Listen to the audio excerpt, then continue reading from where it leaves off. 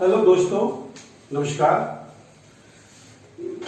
गत वीडियो में हमने विकारी शब्द के जो दो भेद हैं उन पे हम चर्चा कर चुके हैं। गत वीडियो में संज्ञा और सर्वनाम पर। आज एक नया उप विषय लेकर मैं आपके सामने प्रस्तुत हुआ हूं और मुझे आशा ही नहीं बल्कि पूरा विश्वास है कि आज जो मैं आपको समझाने वाला हूं उसको आप ध्यानपूर्वक देखेंगे, क्योंकि समझने के लिए मनन करना, ध्यान से देखना बहुत आवश्यक है। देखिए, आपके समक्ष सबसे बीच में एक शब्द है, विशेषण है। इसका यदि मैं कहूं कि मोटे तौर पर अगर कोई अर्थ होता है तो वो होता है विशेषता। क्या होता है? विशेषता। अब प्रश्न ये बनता है कि विशेषता किसकी? तो इससे पहले हमने दो चीजें पढ़ी, एक संज्ञा पढ़ी और एक हमने क्या पढ़ा? सर्वनाम। तो विशेषता किसकी होगी? संज्ञा की भी हो सकती है या सर्वनाम की भी हो सकती है। ये मैं कहूं कि भाई जो शब्द, ध्यान से सुनिए, जो शब्द संज्ञा या सर्वनाम की विशेषता बताए उसे हम क्या कहेंगे? विशेषण कहेंगे। जैसे देखिए, राधा सुंदर है। राधा व्याकरण की दृष्टि से क्या है? संज्ञा है। और वो क्या है? सुंदर है। ये इसकी क्या है? विशेषता है। तो इस शब्द को हम क्या कहेंगे? विशेषण कहेंगे। तो यहां पर संज्ञा की विशेषता है। फिर दूसरा वाक्य क्या देखिए ध्यान से, वह सुंदर है। यानी कि हमने राधा की जगह पर क्या लगा दिया? वह। राधा संज्ञा है। जो शब्द संज्ञा के स्थान पर प्रयुक्त किया जाए उसे हम क्या कहेंगे? सर्वनाम कहेंगे। तो यहां पर जो सुंदर शब्द है ये किसकी विशेषता हुई? वह की। और वह क्या हुआ? सर्वनाम। इसलिए मैं आपको पुनः एक बार विशेषण की परिभाषा बता देता हूं, क्योंकि आज का जो अपना विषय है वो क्या है? विशेषण है। जो विकारी शब्द संज्ञा या सर्वनाम की विशेषता बताए उसे विशेषण कहते हैं। अब देखिए, जैसे हमने संज्ञा के भेद पढ़े, फिर हमने सर्वनाम के भेद पढ़े, इसी प्रकार विशेषण के भी अपने भेद हैं, अपना एक परिवार है। देखिए, ये इसका परिवार है।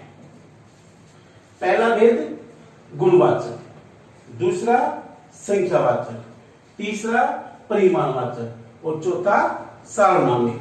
अब बारी बारी हम इसकी चर्चा करेंगे। आपको बड़े ध्यानपूर्वक से देखना है, समझना है। मैं कहता हूं आपको देखते ही देखते आसानी से समझ में आएंगे। पहला देखिए, आपका पहला क्या है? गुणवाचक। गुणवाचक क्या होता है? गुण और दो साथ में हम जोड़ेंगे। अब देखिए, विशेषण से पहले हमने दो चीजें पढ़ी, एक संज्ञा और एक सर्वनाम। तो ये गुण और दोष किसके होंगे? संज्ञा या सर्वनाम के होंगे, क्योंकि जो शब्द संज्ञा या सर्वनाम के गुण दोष का बोध कराए उसे हम क्या कहेंगे? गुणवाचक कहेंगे। जैसे आपके सामने एक उदाहरण है, देखिए, राम संज्ञा है, सुंदर राम की विशेषता है। ये राम का क्या है? गुण है। तो यह सुंदर जो शब्द है इसको हम विशेषण कहेंगे और विशेषण के अंतर्गत कौन सा होगा? गुणवाचक होगा। इसी प्रकार देखिए, राम लंबा है। राम क्या है? संज्ञा है और इसकी विशेषता क्या है? लंबा। ये इसकी गुण है, इसलिए इसको हम कहेंगे गुणवाचक। देखिए, मैंने आपको समझाया कि राम लंबा है, इसमें राम संज्ञा है और ये राम की क्या है? विशेषता। तो इसको हम क्या कहेंगे? गुणवाचक विशेषण कहेंगे। इसी प्रकार जैसे गाय सफेद है, मोहन भारतीय है, लड़का लंबा है, छोटा है, खोटा है, मोटा है। तो इस प्रकार हम संज्ञा सर्वनाम के गुण दोष का जो बोध कराता है उसे हम गुणवाचक विशेषण कहते हैं। अब देखिए, आपको इस पे और इस पे दोनों पे बड़े गौर से ध्यान देना है, संख्यावाचक और परिमाणवाचक। देखिए, संख्यावाचक में जो है आपको इस पे गौर करना है, संख्या पर, और परिमाण पे किस पे करना है? इस पे। परिमाण का अर्थ क्या होता है? माप या तोल, मतलब परिमाण की न्यूनता या अधिकता।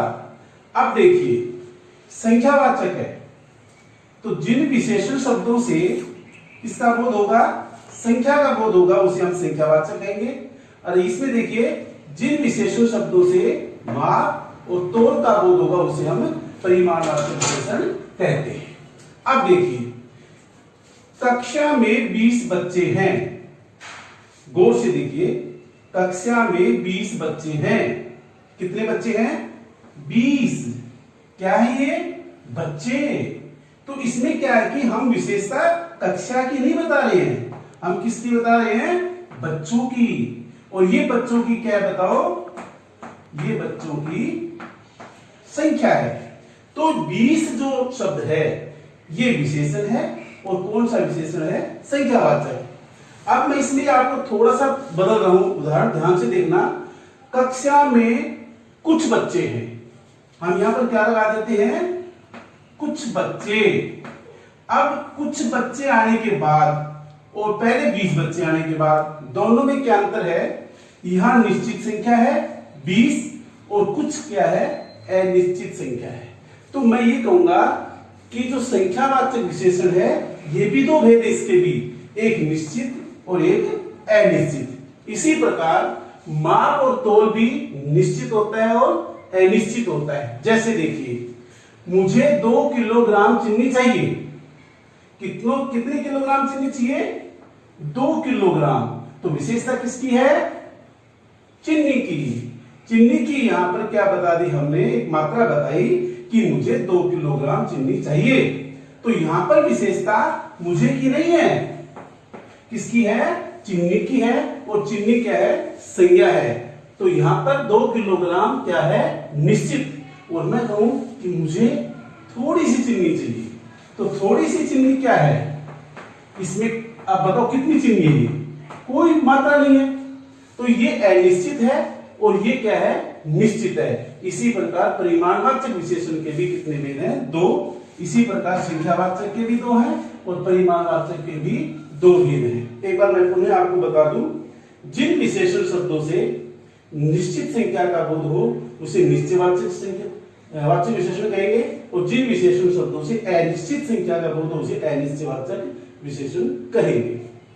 इसी प्रकार परिमाणवाचक विशेषण के भी 2 भेद हैं, निश्चित परिमाणवाचक और अनिश्चित परिमाणवाचक। निश्चित में निश्चित होता है, अनिश्चित में। देखिए, संख्यावाचक विशेषण में सीधी सी बात है कि जो विशेषण शब्द संख्या का बोध कराएगा और यहाँ पर माप तोल का बोध होगा परिमाणवाचक विशेषण में। दोनों के ही 2 भेद हैं। अब मैं आगे बढ़ता हूं और बड़े ध्यान से आपको देखना है। चौथा है सार्वनामिक विशेषण। देखिए, सार्वनामिक मतलब सर्वनाम इसमें आ रहा है, और नाम को क्या कहते हैं? संज्ञा कहते हैं। तो सीधा सा इसका एक ही नियम है, पहले सर्वनाम आएगा और फिर क्या आएगा? नाम। नाम का क्या होता है? संज्ञा। और ये इसकी प्रक्रिया क्या होगी? सारी इसकी प्रक्रिया होगी कि हम उसकी तरफ इशारा कर रहे होंगे। क्या कर रहे होंगे? इशारा। जैसे देखिए, वह स्कूल सुंदर है। वह क्या है? सर्वनाम है। स्कूल क्या है? संज्ञा है। और उस स्कूल की तरफ हम क्या कर रहे हैं? इशारा कर रहे हैं, संकेत कर रहे हैं। तो इस सार्वनामिक विशेषण का जो दूसरा नाम है वो संकेतक भी है। इसको हम संकेतवाचक विशेषण भी कह सकते हैं। जैसे कि इसमें अब वह क्या है? सर्वनाम। तो इसमें एक चीज और ध्यान दीजिए कि जो विशेषण शब्द होगा वो निसंदेह, कोई शक नहीं है, इसमें सर्वनाम होगा। इसकी परिभाषा क्या देखिए, अब पहले सर्वनाम फिर नाम। जो सर्वनाम शब्द संज्ञा से पहले आकर किसका काम करे? विशेषण का काम करे, उसे हम क्या कहेंगे? सार्वनामिक विशेषण कहेंगे। जैसे देखिए, मैं एक उदाहरण और बताता हूं आपको। वह छात्र कक्षा में हंगामा करता है। वह छात्र कक्षा में हंगामा करता है। वह क्या हुआ? सर्वनाम हुआ। छात्र क्या हुआ? संज्ञा हुआ।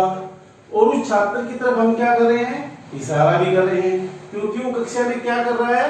हंगामा कर रहा है।